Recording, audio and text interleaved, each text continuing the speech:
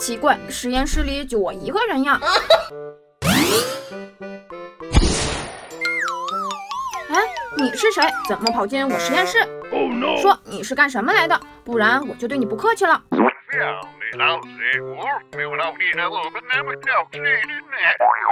哎呀，语言不通呀。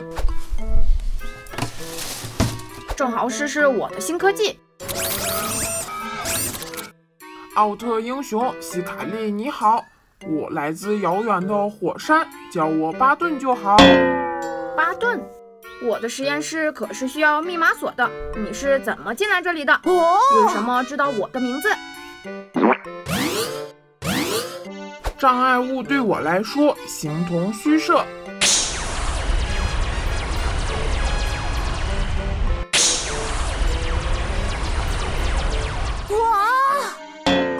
有人来了。希卡利，我的变身器修好了没有？迪迦，你先等等，介绍一个新朋友。巴顿，出来吧。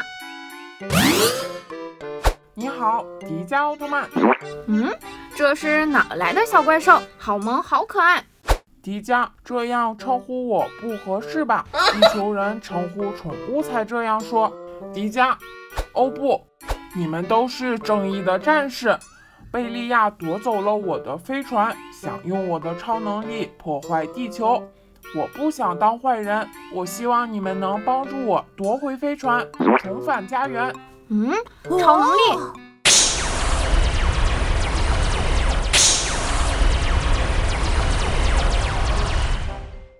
哦，你居然能控制物体！可不止这样，它还可以读取计算机数据。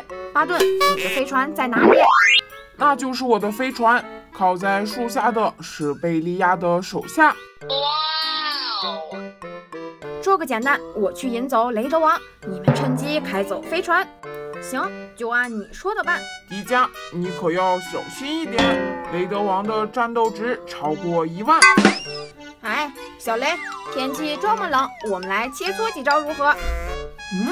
迪迦，我可没破坏地球，赶紧走开，我没空理你。呵呵，我看你是不敢吧？谁说的？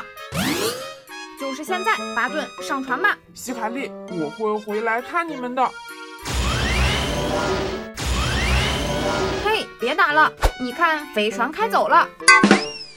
啊！可恶，中了调虎离山计。